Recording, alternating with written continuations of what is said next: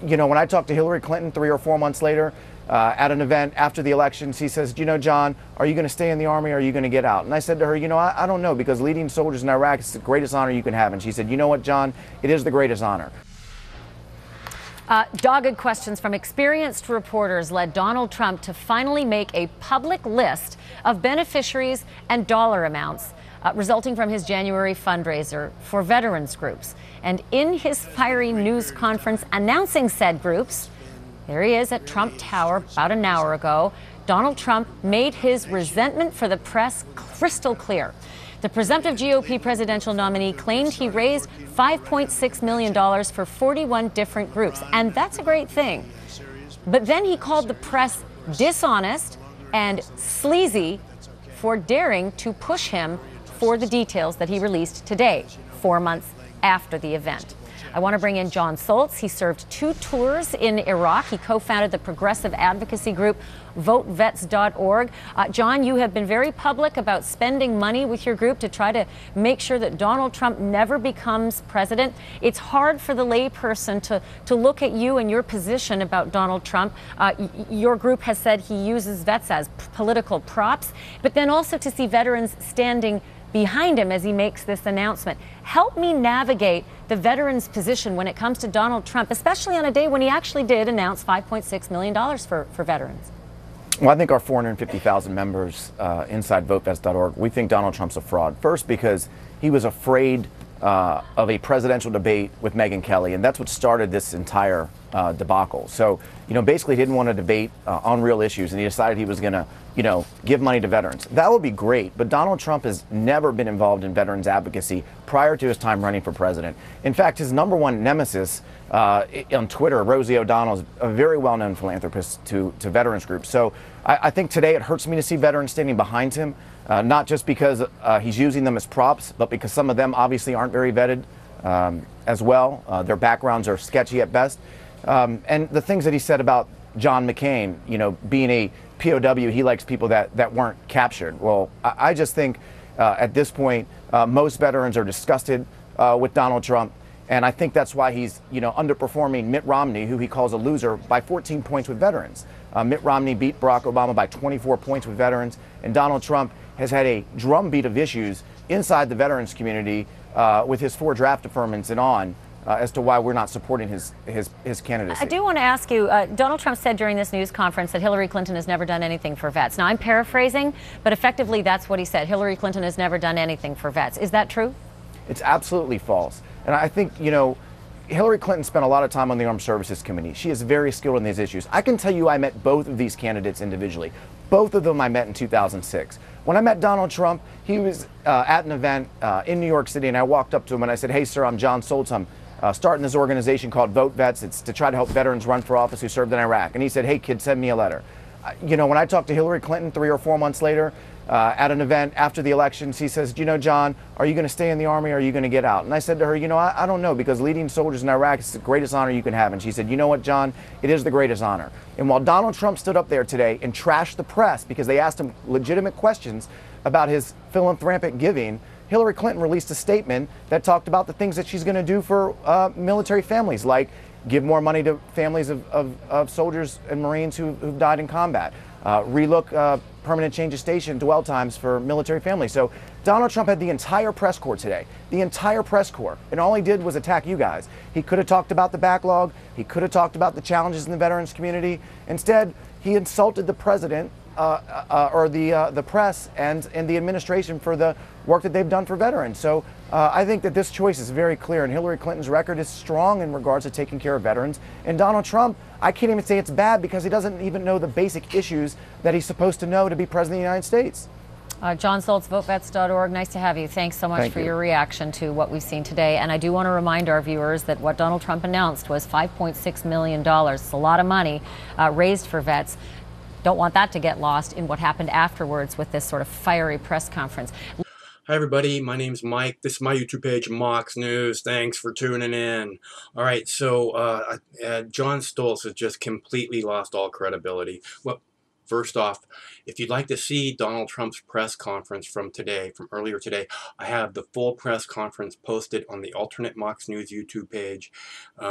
There's a clickable link in the text body of the video on the YouTube page that the video is posted on. Right below the video, right below this video, there is a little box that says Alternate Mox News YouTube page. Click here. Please do that now. Go subscribe to that page, even if you don't want to see Donald Trump's press conference, because if Bernie Sanders holds a press conference that runs over 15 minutes, I'm going to post it there. Everything that runs over 15 minutes, if there's a major event somewhere and it lasts more than 15 minutes, it's going to get posted over on the Alternate Mox News YouTube page. So please go and subscribe to that page now. There is a clickable link in the text body of the video, right below the video. It says Alternate Mox News YouTube page. Click here. Please do that now and subscribe to that page. Thank you very much. Lots of good videos over there. It's already got a couple million views. It's a worthy view. Okay. Now, Jon Stoltz saying the greatest honor is to lead soldiers in Iraq. It clearly shows that he's suffering from post-traumatic stress tremendously. I mean, it seems like he's suffering from, like, what do they call it when the kidnappers, when the hostage relates to the kidnapper and say, oh, they're not that bad, they give me stuff, you know. What's it called? I can't think of it. Stockholm syndrome. Stockholm. He's saying Hillary Clinton is a good candidate. Hillary Clinton supports vets. Part of the reason vets went to Iraq, our sons and daughters, our mothers and fathers, our brothers and sisters were sent into Iraq to fight a war of choice based on lies. It was because of Hillary Clinton. Because Hillary Clinton could have been someone who stood up with a loud voice and said, you are not going to send our children to fight a war to make rich motherfuckers even more rich. A war based on lies solely to make rich motherfuckers more rich. You cannot do that. I will not let you. And she could have stood up and stopped it. And she didn't. She went along with George Bush. She gave George Bush permission to go to a war in Iraq.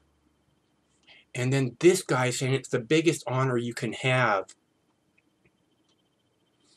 to go to Iraq to kill 1 million innocent Iraqis, to displace 20 million more innocent Iraqis, make it so they don't have homes anymore, nowhere safe to live. That's the greatest honor you can have, John? So you can make rich motherfuckers more rich? And then to say, oh, and then to suck the media's dick on top of it. He's talking about, oh, it's also the media's fault that we went into Iraq because the media didn't do its job. Because the media didn't say, yeah, there's no evidence of, they said, oh, aluminum tubes, oh, we're going to have to, 45 minutes, Saddam could be dropping bombs on us. He's got aluminum tubes. The media's fault. The media is just as responsible as George Bush for us going to Iraq. So yes, Donald Trump is correct when he says the media is the biggest bunch of liars on the planet. The media needs to be held accountable. In fact, when you spread war propaganda and lies to take us into war, take us into wars of choice based on lies, and you don't do your job, that's called war propaganda. And it is considered a war crime by the international community, which means Wolf Blitzer and this Ashley, whatever her face is, they are war criminals. And they're informed people, even though they like to act like they're not. They're very informed people, and they know that they're war criminals. And in fact, the media pushed Congress to pass a law that made it legal in the United States to spread war propaganda. So so the instant you call them war criminals for being war propagandists, they're going to say, oh no, the Congress made it legal for us to do that. Every time you go and challenge them on it, and that's what they're going to say. That's who our Congress is. That's who people like Hillary Clinton are. And that's why Donald Trump has so much popularity, is because the media is full of shit and the politicians are full of shit and Donald Trump's full of shit and people know it. But at least he's not one of them. But he is one of them. He is the media. He hasn't done anything to try and bring truth to our world. Okay? So, whatever. And Bernie Sanders was in Congress, and he could have done more to stop the war in Iraq than just vote against it, too. He was in the Senate, I believe. So, they're all a bunch of fucking horrible human beings who, once they're in prison or burning in hell, the world will be a much safer place for children. And that's the simple fact. And Jon Stoltz, you just joined that group. Okay? So, you know, I used to really like this guy when he would stand up and talk against George Bush and what, you know, and he used to talk against being at war in Iraq. He used to talk about how it was a war based on lies. And now it's the most honorable thing you could possibly ever do.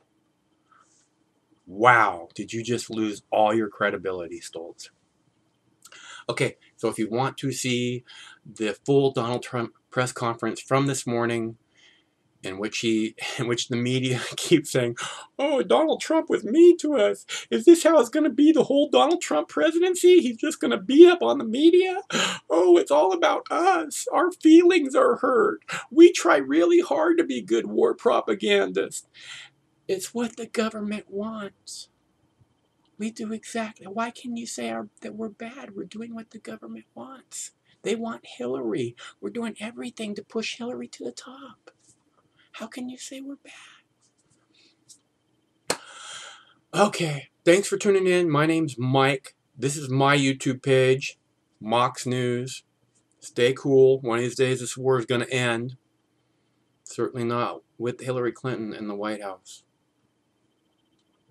If you want to see the Donald Trump press conference, alternate Mox News YouTube page, clickable link, text body of the video right below this video.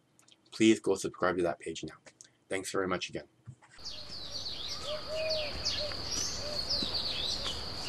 Compassion stirred the Buddha to send his monks out into the community. Sworn to chastity and poverty, they wandered the roads, bringing the Buddha's teachings into the world.